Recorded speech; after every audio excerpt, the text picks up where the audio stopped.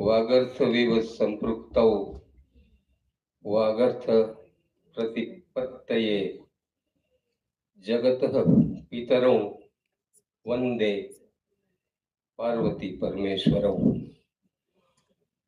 વાણી અને અર્થની જેમ જે બંને પરસ્પર અભિન્ન થઈ ગયેલા છે તેવા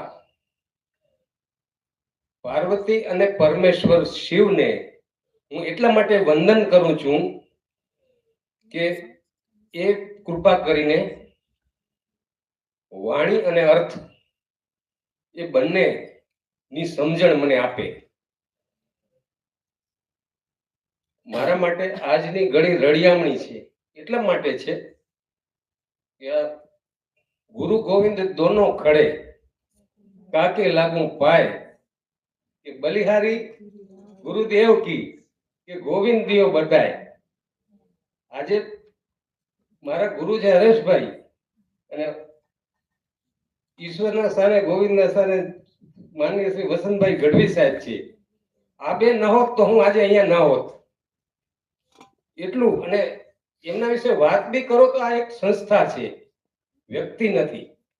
ગઢવી સાહેબ અને ધોળકિયા સાહેબ, હરેશભાઈ ધોળકિયા સાહેબ વ્યક્તિ છે નહીં, એ સંસ્થા છે. અબ્દુલ કલામ આપણા રાષ્ટ્રપતિજી હતા, એ વક્તવ્ય આપતા આપતા એ ગયા.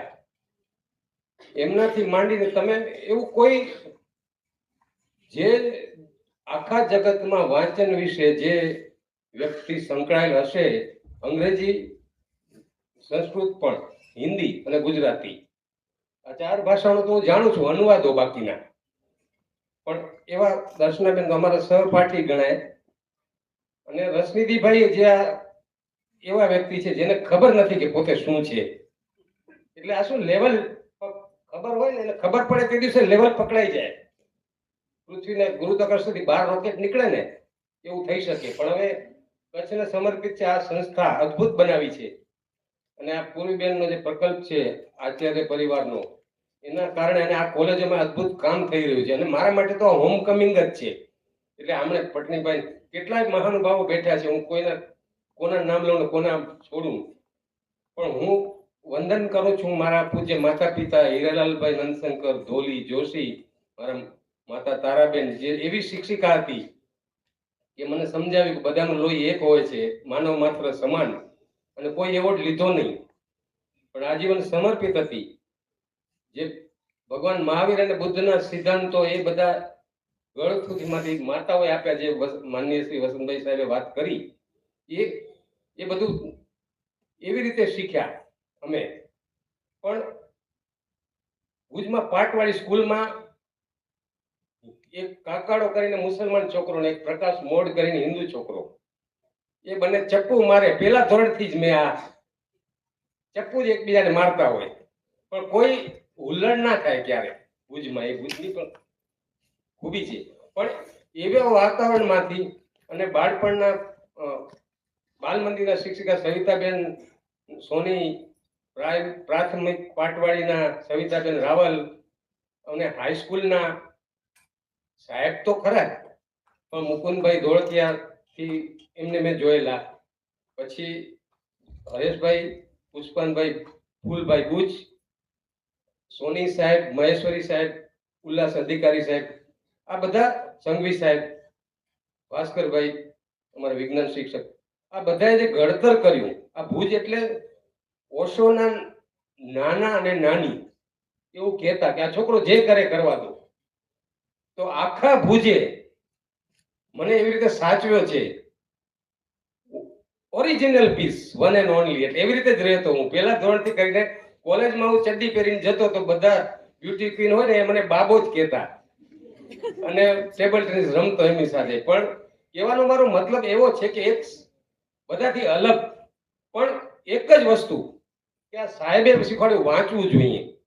અને વાંચન એટલે એવું પ્રાથમિકથી એવું વાંચન કે બધી લાઇબ્રેરીના લાઇબ્રેરિયન, પછી વર્ષાબેન મહેતા ડિસ્ટ્રિક્ટ લાઇબ્રેરીમાં હોય, હેમાબેન હોય કે બચ્ચુભાઈ હોય, કે જૈનોની લાઇબ્રેરી હતી, કોઈ લાઇબ્રેરી એવી નહીં કે જેના સાહેબે જે કહ્યું ઘણું વાંચવું જોઈએ.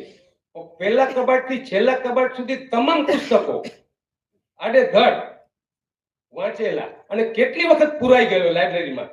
પેલો બંધ કરે માધુભાઈ હતા જેનું મર્ડર થઈ ગયેલું, એ માધુભાઈ ભુજમાં ડિસ્ટ્રિક્ટ લાઇબ્રેરીમાં ઘણા વર્ષો સુધી હતા, પણ એક બંધ કરે, હું અંદર કે કોઈ જગ્યાએ કબાટની પાછળ વાંચતો હું અને પૂરી જાય, એટલે હું તો મજા પડી જાય કે કેમ કે આખી લાઇબ્રેરી બહારથી તાળું હોય, પછી 12 વાગે બંધ કરે 3 વાગે આવીને ખોલે, ત્યાં સુધીમાં કેટલું બધું વંચાઈ જાય.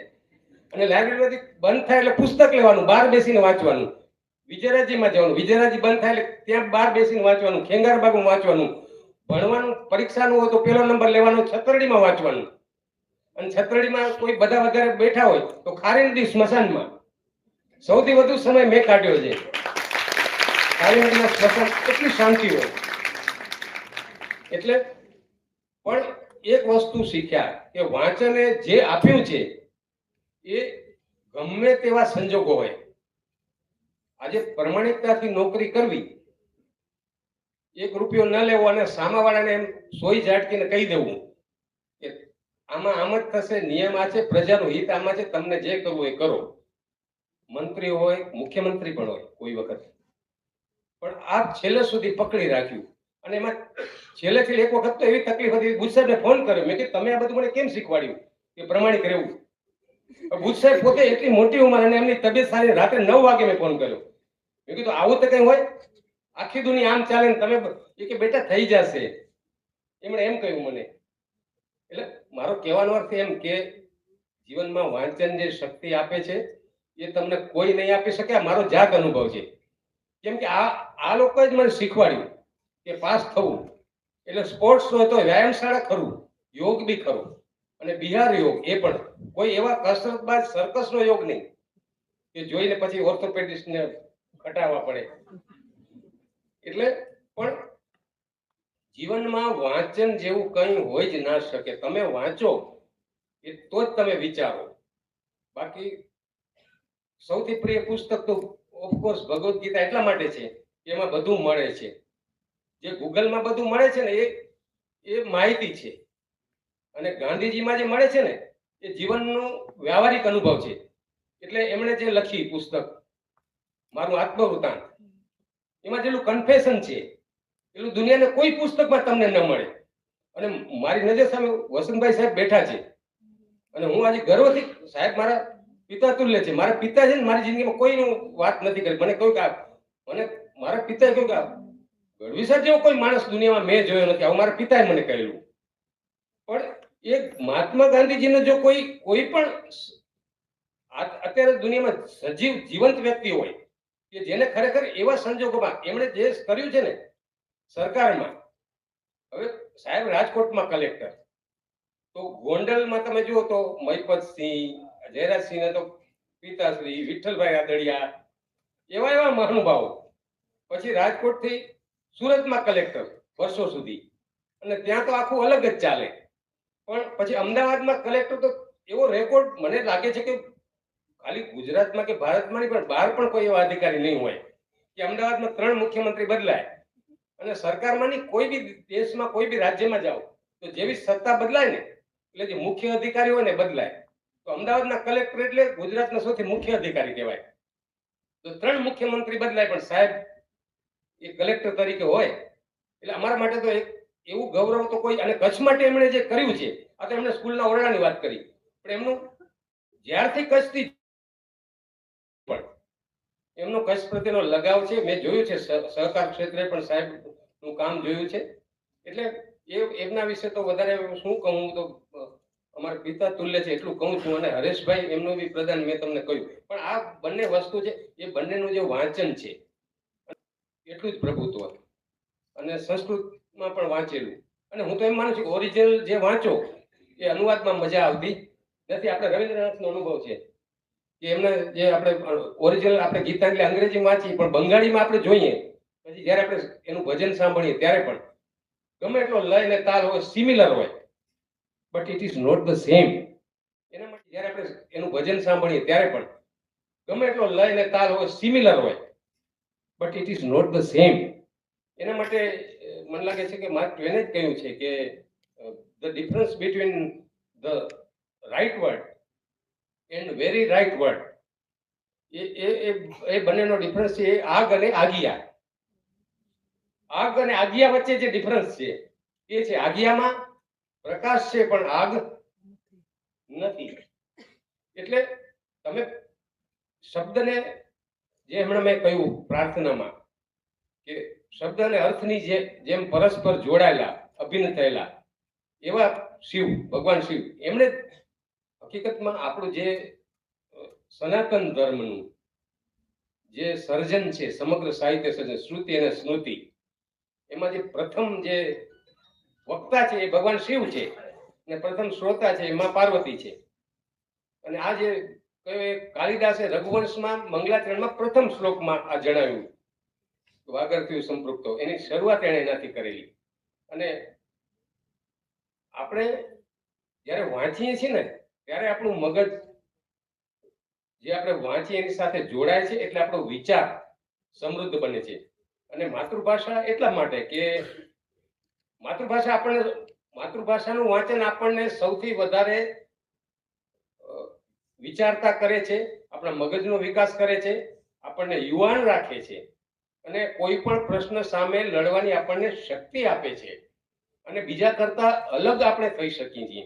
અને જે લેખકે જે તે સમયે જે લખ્યું એને વાંચી વિચારી એનું અર્થઘટન કરી અને આપણા સાંપ્રત સમયમાં આપણા પ્રશ્નોના ઉકેલમાં અને આપણને જો પ્રશ્ન ન હોય તો આપણા વિકાસમાં એ જ્ઞાનનો ઉપયોગ આપણે કરી શકીએ છીએ. એના સિવાય મારો આ જે પણ વાત કરું છું એ મારા અનુભવની વાત કરું છું. પુસ્તકોનું લિસ્ટ તો મારી પાસે એટલું બધું છે પણ એ વ્યક્તિગત કોઈને જોઈએ તો હું ગમે ત્યારે આપી શકું છું. પણ જીવનમાં મારો અનુભવ આ છે કે ગમે એવી મુશ્કેલી હોય પણ અમુક વસ્તુ જે આપણને ગમતી હોય તે અથવા જે આનંદ આપે તે ઇવન હાસ્ય પણ. મને હમણાં આવતો તો ત્યારે એક મારા એક મિત્ર છે નીતિનભાઈ ચાવડા એમણે એવું કહ્યું કે મને ગઢવી સાહેબને કહેજો કે જ્યોતિન્દ્રભાઈની સ્પર્ધા ના કરે. જ્યોતિન્દ્ર દવે એ એવું કહેતા કે હું માઇકના સળિયાને એટલા માટે પકડી રાખું છું કે મારા કરતા વધારે જાડો છે એમ. એટલે મેં કીધું તું ચિંતા મેં કીધું નીતિનભાઈ તમે સાહેબને ખાલી જોયા જ છે પણ હું નજીક ઓળખું છું એવી ચિંતા તમે ના કરશો. પણ સાહેબ તો 100 યર સુધી આવા જ રહે ને. હરેશભાઈને મેં કહ્યું કે સાહેબ તમે ઘરે આપણે એકવાર જવું છે એટલે મને કે ના થોડુંક મારે કામ છે એટલે મેં કહ્યું કે 100 વર્ષ સુધી તો આપણે કરવાનું જ છે. અને હું બીજા એક બે ઘણા પ્રોજેક્ટ પર કામ કરું છું પણ હું કહીશ નહીં અત્યારે. પણ વધુમાં કામ દુનિયા છે ને રિઝલ્ટને માને છે પણ વધારે છે ને હોમ્સ પછી છે કોનન ડોયલના હોમ્સ પછી હું ગુરજીએફ ઉપર પહોંચ્યો હતો યુસ્પેન્સ્કી. એટલે વાંચવામાં એવું નથી, વાંચીને પછી એમાંથી ઘણું બધું શીખવાનું. અને શબ્દની એક મર્યાદા છે. શબ્દની મર્યાદા એ છે કે એક સ્તર સુધી પહોંચી શકે પણ એ તમને રસ્તો બતાવે. પછી આગળનું જે વિચારવાનું કામ હોય છે વધારે મહત્વનું એ કામ છે. પણ એના માટે બધું લાંબુ એના ઘણા આપણે ચર્ચા કરવી પડે. આ તો કાનજી ભુટ્ટા બારોટ કહેતા કે અગાસીમાં ઘોડા દોડાવવાના એટલે અગાસીમાં ઘોડા દોડે આટલા દોડે એમ. એટલે એ મર્યાદા છે. અને તમે જુઓ કે અત્યારે આપણે એમ દુનિયામાં જે કંઈ રાજકતા અને અરાજકતા એની વચ્ચે રસ્તો કાઢતો આપણો દેશ કે આ કરાર હમણાં કરીએ એમ આવું બધું ચાલે એટલે આપણો એક વ્યક્તિગત ડિફેન્સ હોવો જોઈએ. કારણ કે પીડા પારાવાર એટલા માટે છે કે માણસ છે ને એક સ્ક્રીનનો અત્યારે નશો વધારે છે. એટલે તમારા બધા માટે પણ હું યુવાન જેટલા ભાઈ બહેનો છે કે તમે તો અમારો you are the source of power. કેમ કે તમે બધું અત્યારે સંભાળવાનું છે. એવું બધું અમે બધા કેટલું સંભાળશું. સાહેબે કહ્યું એમ એ બધું ભૂકંપ ઓચિંતાનો આવ્યો ને એટલે ભૂકંપ પછી મને એવું મનમાં એવું છે એ બધું અનિશ્ચિત છે. ત્યાં સુધી તો એવું હતું કોન્ફિડન્સ એવો કે આપણે ગમે તે કરી શકીએ દુનિયામાં. એટલે પણ હવે એટલે તમને કહું છું you are the source of our power. અમારા બધાની શ્રદ્ધાનું તમે કેન્દ્ર છો. એટલે ખૂબ વાંચજો, વિચારજો.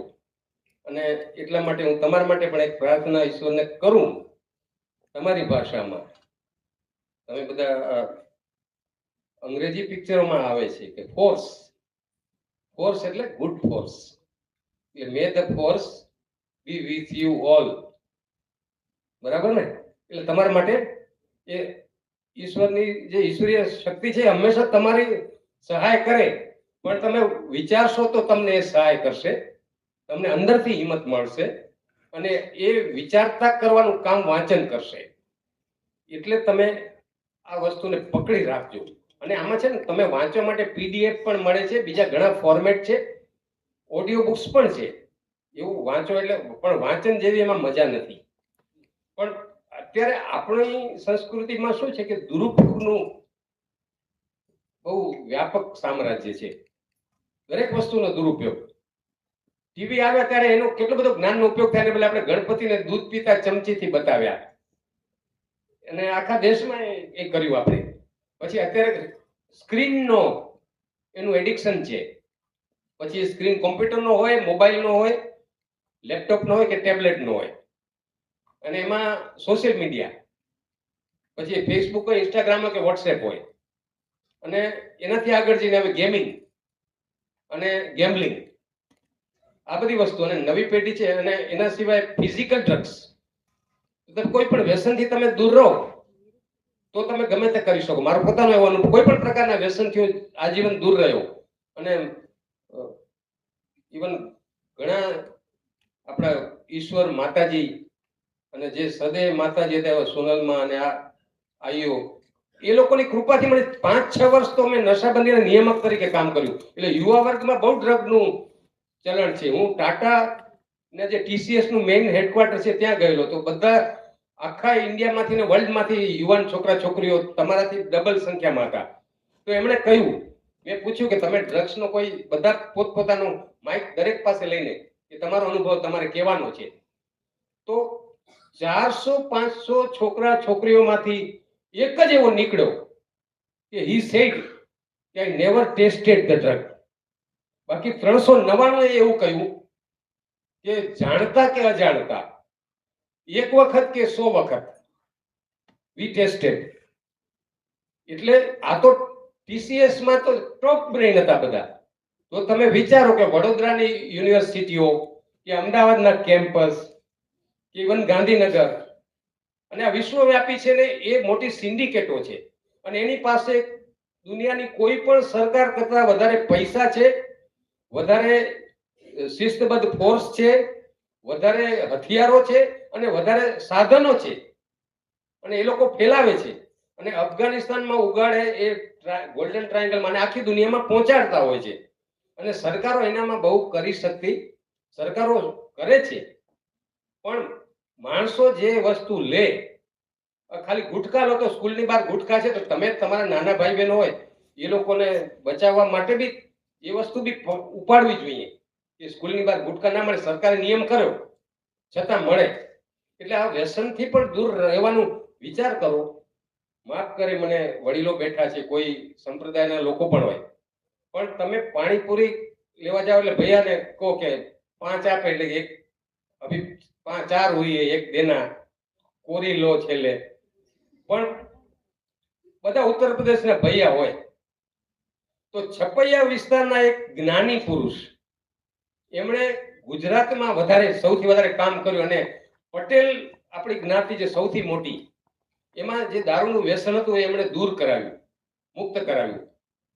એ ભલે 300 વર્ષ 200 વર્ષ, પણ 200 વર્ષ પહેલા, પણ એ આજે ભગવાન સ્વામિનારાયણ તરીકે એમને પ્રસ્થાપિત કર્યા. અને આ જે જ્ઞાતિનો જે પ્રગતિ અને વિકાસ છે એ આખી દુનિયામાં ભાગ્યે જ કોઈની બરાબરી કરી શકે. તો એ શું કર્યું? વ્યસન મુક્ત કર્યા. એટલે આપણે વાંચવાનું તો છે, મુક્ત પણ રહેવાનું છે, અને વ્યસન કરવાનું છે તો એક જ, વાંચવાનું. અને કોમ્પ્યુટરના અને મોબાઈલના નુકસાન છે, એનું રેડિયેશનનું નુકસાન છે. મોબાઈલમાં તો એમોલેડ સ્ક્રીન છે, એટલે એ બલ્બ જ છે. એ બલ્બની સામે તમે જુઓ છો.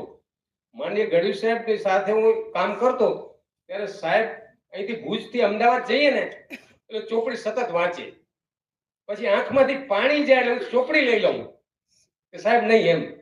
પણ વાંચનનું એટલું બધું, પણ એ વખતે તો પુસ્તક વાંચવામાં પણ આંખને શ્રમ પડે, પણ તમે મોબાઈલના સ્ક્રીનમાં વાંચો એટલે વધારે શ્રમ પડે.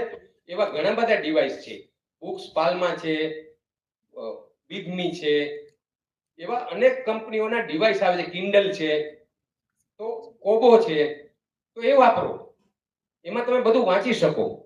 એટલે તમે આ સ્ક્રીનથી દૂર થાવ. એટલે એમાં શું છે કે વાંચવાનું જ આવે, બીજું આડું આ મોબાઈલમાં તમને ડિસ્ટ્રેક્શન આવે, ગમે તે જાહેરાત આવે, ગમે તેવા ગંદા ફોટા આવી જાય, ઇન્ટરનેટ ચાલુ હોય તો તમને જોવું ના હોય તો ટચ કરો ને ખુલી જાય. તમારો ઈરાદો બી નથી, પણ તમારો સમય ને તમારા ડેટા બગડે, તમારો સમય બગડે, તમે બંધ કરો તો પાછા બંધ ના થાય, એવા વિડીયો આવે, આ બધી વસ્તુ આવે છે. અને એનું બીજું નુકસાન તો થાય જ છે, પણ ટાઈમ બગડે, તમારો ટાઈમ બગડે. તમારો ટાઈમ છે તમારા ક્ષણે ક્ષણ તમારી પ્રગતિમાં વપરાય, પોઝિટિવલી વપરાય, તો જ તમે જે ધારો છો એ લક્ષ્ય સિદ્ધ કરી શકો. અને હું મારા અનુભવ પરથી કહું છું, આઈ એમ 60+3, પણ અત્યારે આઈ ફીલ 16, અને હજી ઘણા વર્ષો આપણે કામ કરવાનું છે સાથે. તો તમે બધા તો કેટલા બધા વર્ષ હજી તમારી પાસે 7-7, 8-8 દાયકા પડ્યા છે, તો એ બધું તમે તો કરી શકશો કે જો તમે વ્યસન મુક્ત રહેશો, વાંચશો, વિચારશો અને સારા સમયમાં તમારી ક્ષણે ક્ષણનો સદુપયોગ કરશો. એટલે તમે સદુપયોગ કરજો. અને વાત ઘણી વખત પહોંચતી નથી એટલે એની પીડા હોય છે, એટલે અને આગ પણ હોય છે મનમાં, અને આગળ વધવાની પણ આગ હોય છે, પણ આગ એ રાજ કપૂરની આગ નથી, પણ આગ છે ને દુષ્યંત કુમારની આગ છે, ને પીડા એની જ છે. એને શું કહ્યું છે કે હો ગઈ હે પીર. પીર એટલે રામદેવ પીર નથી, પીર એટલે પીડા. હો ગઈ હે પીર, पर्वत सी पिघलनी चाहिए. हो गई है पीर पर्वत सी पिघलनी चाहिए. इस हिमालय से कोई गंगा निकलनी चाहिए. आज ये दीवार जो पर्दों की तरह हिलने लगी, शर्त लेकिन थी, ये दीवार गिरनी चाहिए. शर्त लेकिन थी कि ये बुनियाद हिलनी चाहिए. हर सड़क पर, हर गली में, हर डगर, हर मोड़ पर हाथ लहराते हुए हर लाश चलनी चाहिए. આપણે બધા તમે જુઓ તો આમ જીવન ત્યાં જ સુધી છીએ જ્યાં સુધી આપણે વાંચીએ છીએ, વિચારીએ છીએ. બાકી જ્યારે ટોળામાં આપણે કામ કરીએ ત્યારે એના માટે એને કહ્યું કે હાથ લહેરાતે હુએ હર લાશ ચલની चाहिए. सिर्फ हंगामा खड़ा करना मेरा मकसद नहीं. सिर्फ हंगामा खड़ा करना मेरा मकसद नहीं. मेरी कोशिश है कि ये सूरत बदलनी चाहिए. मेरे सीने में नहीं, अरे मेरे सीने में नहीं तो तेरे सीने में सही, वो कहीं भी आग, लेकिन आग लगनी चाहिए. ये कई आग છે કે મારે કંઈક કરવું છે, અને એ આગ તમારી તો જ પ્રજ્વલિત થશે કે જો તમે વાંચશો અને વિચારશો, અને એ આગ તો જ જલતી રહેશે કે જો તમે વાંચશો અને તમે વિચારશો. એટલે એ કામ, આ પ્રકલ્પ, આ રસનીતિભાઈ, હરેશભાઈ, આ ગઢવી સાહેબ જેવા મુરબ્બીઓ અને આચાર્ય પરિવાર અને સૂર્યા એકેડેમી આ બધા કરે છે. તમે બધા કરો છો, બધા વંદનીય છો. મારા જીવનનું સદભાગ્ય છે, પરમ સદભાગ્ય છે કે આજની ઘડીએ તમારા બધા સાથે વાત કરવાનો મોકો મળ્યો. હું તો તમારો ભાઈ છું, ભુજનો છોરું છું. અને રામ ભગવાને જ્યારે લક્ષ્મણે એવું કહ્યું કે આટલી સરસ લંકા છે ને આપણે રહી જઈએ, ત્યારે એમણે જે કહ્યું કે